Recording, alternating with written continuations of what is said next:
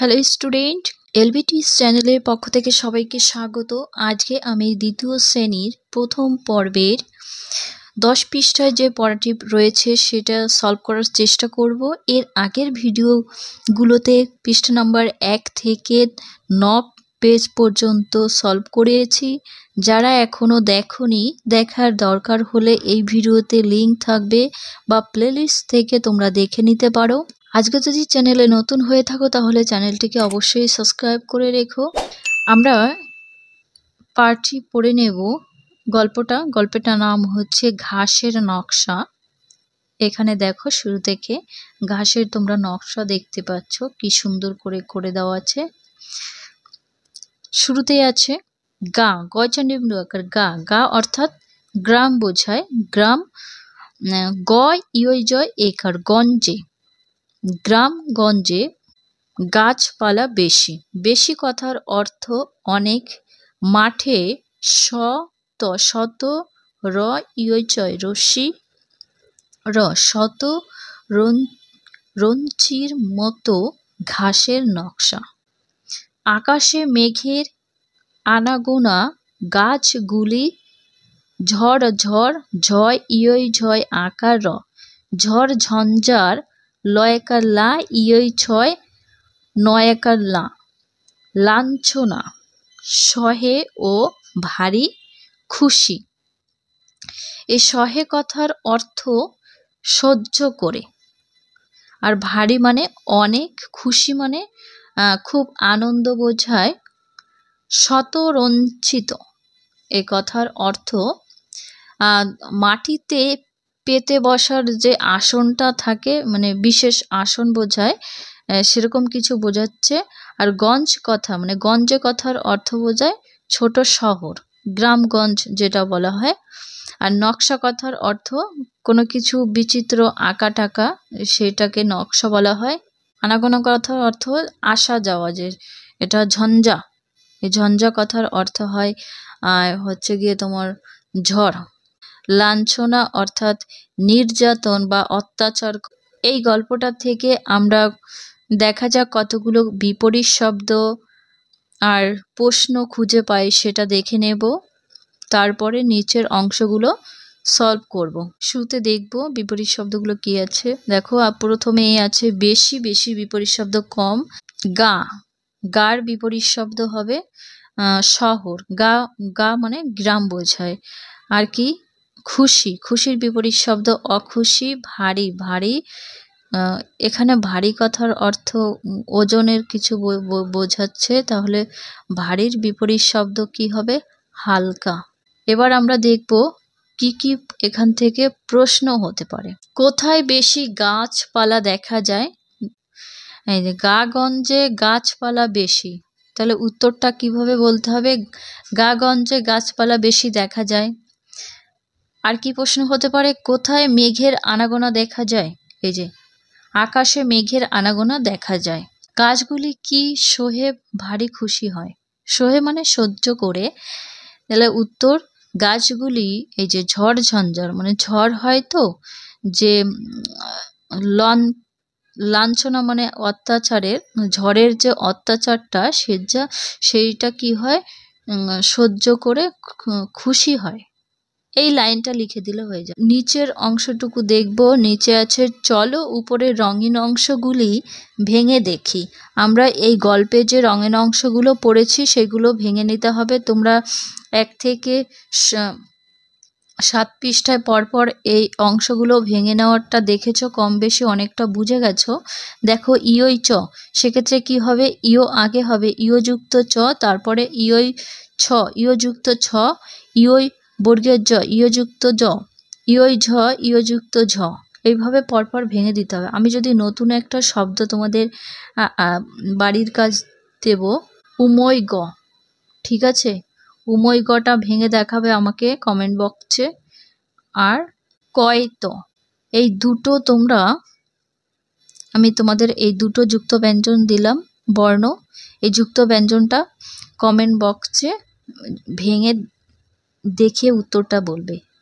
উমৈগ আর কয়ত। এসো একই রকমের নতুন কথা শিখি। এই যুক্ত ব্যঞ্জন দিয়ে নতুন এক একটা শব্দ তৈরি করতে হবে। দেখো অলরেডি করা আছে। বয়কার বা ইয়ই ছয় আকার বাচ্চা, ম ইয়ই চ মঞ্চ, তারপরে গয়রস্যু গু ইয়ই বর্গের জ দন্তার ন গুঞ্জন, ঝ ইয়ই ঝ আকার ট ঝঞ্ঝাট।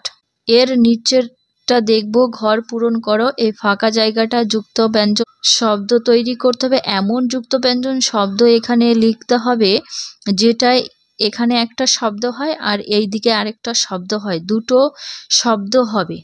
ঠিক আছে, এরকম যুক্ত ব্যঞ্জন শব্দ লিখতে হবে। লম্বালম্বি ভাবে চ আছে আর এখানে ল আছে।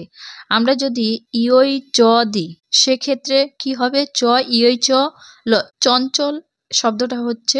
আর আছে ব ইয়ই চ নয়কারে না, বঞ্চ না। তারপরে দুইয়েরটা দেখব গয়রস্যু গু আছে। আমরা গয়রস্যু গু আর যদি ইয়ই বর্গের জ দিই তাহলে কি শব্দ হচ্ছে? গয়রস্যু ইয়ই বর্গের জ দন্তার ন গুঞ্জন। গুঞ্জন কথার অর্থ মানে গান বোঝায়, গান করা। তারপরে র ইয়ই বর্গের জ ন রঞ্জন, একটা নাম বোঝাচ্ছে। এর পরেরটা দেখব 3 নম্বরে। 3 নম্বরে দেখো একটা আছে আর এখানে দুটো বর্ণ দিয়ে আছে। এখানে যদি ঝয় ইয়ই ঝয় আকার দিই আমরা, তাহলে ঝয় ইয়ই ঝয় আকার ট ঝঞ্ঝাট। আর কি হবে? ঝয় ইয়ই ঝয় আকার ঝঞ্ঝা। এর পরবর্তী পেজ দেখব 11 নম্বর পৃষ্ঠায়।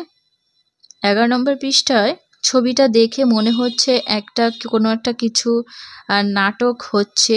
এখানে রাজা দেখাচ্ছে আর রাজা প্রজা। রাজা কি করছে? হাসছে। তাহলে আমরা পাঠটি আগে পড়বো, পড়ে দেখব হাসির নাটক। এটার নাম হচ্ছে হাসির নাটক। নয়কার না টয় জ ফলা, তাহলে টর সাথে যদি জ ফলা থাকে তার উচ্চারণটা কেমন হবে? নয়কার না টয় জ ট নাট্য। যুক্ত ব্যঞ্জন কোনো শব্দে যদি যুক্ত ব্যঞ্জন থাকে সেক্ষেত্রে উচ্চারণটা কেমন হবে সেটা শিখে নিতে হবে। অভিনেতা ম ইয়ই চ একার মঞ্চে, অভিনেতা মঞ্চে। এই যে নাটকটা হচ্ছে এর অভিনেতা মঞ্চে। নাট্য কথার অর্থ হয় নাটক। অভিনেতা মানে যে অভিনয় করে তাকে অভিনেতা বলা হয়। মঞ্চ কথার অর্থ যেখানে অভিনয় করা হয় সেখানে। অট্ট অট্ট হয়কার হাস শৈরশিশি অট্ট হাসি। অট্ট হাসির কথার অর্থ খুব জোরে শব্দ করে হাসাকে অট্টহাসি বলা হয়। শুনে ছোটদের ময়রস্যু মুখ হয়কার খে, মুখে টয় জফলা আকার ট্যা হো নেই। এই রাজার যে অট্টহাসি সেটা শুনে বাচ্চাদের মানে ছোট বাচ্চাদের মুখে, শুনে কথার অর্থ হয় শোনা। ট্যাফো নেই, ট্যাফো মানে বোঝায় কোনো আওয়াজ নেই। সেরা অভিনেতা পাবে টয়রফলা ট্র ফয়রসিফি ট্রফি। সেরা অভিনেতা পাবে ট্রফি। সেরা কথার অর্থ যে শ্রেষ্ঠ বোঝায়। আর পাঠ্য কথার অর্থ হয় যে পাঠ করে তাকে, মানে যা পাঠ করে সেটা হচ্ছে পাঠ্য। এখান থেকে বিপরীত শব্দ দেখব। অভিনেতা, অভিনেতার বিপরীত শব্দ অভিনেত্রী। এখানে ছেলেদের ক্ষেত্রে বোঝাচ্ছে, আর নেত্রী যখন হবে মেয়েদের ক্ষেত্রে বোঝাবে। আর কি হতে পারে? অট্টহাসি। অট্টহাসি মানে একটু বেশি হাসছে, তাহলে এর বিপরীতটা অপোজিট কি হবে? মৃদু হাসি। ছোটদের, বড়দের। আর পাঠ্য, পাঠ্যর বিপরীত শব্দ অপাঠ্য। এটা ইম্পর্টেন্ট না, নেই, নেই বিপরীত শব্দ আছে। এখান থেকে কি প্রশ্ন হতে পারে? মঞ্চে কে রয়েছেন? মঞ্চে নাট্য অভিনেতা রয়েছেন। কে ট্রফি পাবে? তাহলে উত্তর কি হবে? ট্রফি কে পাবে? সেরা অভিনেতা পাবে ট্রফি। তিনি কি করছেন? এখানে তিনি অর্থাৎ বোঝাচ্ছে যিনি নাটকটি করছেন অর্থাৎ অভিনেতা, তিনি অট্টহাসি হাসছেন, এইটুকু বললে হয়ে যাবে। পাঠ্য বইয়ে কি নেই? পাঠ্য বইয়ে নাটক নেই। চলো উপরের রঙিন অংশগুলো ভেঙে দেখি। টয় ট, তাহলে ট যুক্ত ট। এখানে ট কেন? কারণ এই টর নিচে আরেকটি ট হয়েছে। ঠিক আছে, তারপরটা টয় জ ফলা, টয় জ ফলাতে হবে টযুক্ত অন্তর্জ। এই অন্তর্জটা কি করে হলো, জ ফলায় অন্তর্জ হয়েছে। ঠয় জ ফলা ঠযুক্ত অন্তর্জ, টয় র, টয় র টযুক্ত র, র কেন হয়েছে, র ফলায় র হয়, র হবে, ঠিক আছে। আবার এই রটা র ফলা থেকে এসেছে, র উচ্চারিত হয়। এসো একই রকমের নতুন কথা শিখি। ট্যাংরা, টয় জ ফলাকার ট্যা, অনুস্বর রয়কার রা, ট্যাংরা। টয় র ফলাকার ট্রা ম, ট্রাম। অ টয় টয় আকার অট্টা, লয়রস্যি লি, কয়াকার কালিকা, অট্টালিকা। ঠয় জ ফলাকার ঠ্যা, অনুস্বর ঠ্যাং। এরপরে নিচে দেখব ঝুড়ি থেকে অক্ষর নিয়ে ফাঁকা জায়গা পূরণ করি। এটা ঝুড়ি, এই ঝুড়ি থেকে এই যুক্ত ব্যঞ্জনগুলো নিয়ে এই ফাঁকা জায়গাগুলো পূরণ করতে হবে। এটা কিন্তু পরীক্ষায় মাঝে মধ্যে আসে। একের দাগে আছে দড়ি দিয়ে ঘোড়াই, লয়কা লা আছে, তাহলে কি হবে, টয় টয় রস্যু লাট্টু, দড়ি দিয়ে কি ঘোরানো হয়, লাট্টু ঘোরানো হয়। তারপরে দুয়ে যিনি নাটক লেখেন তিনি, তাকে কি বলা হয়, নাট্যকার।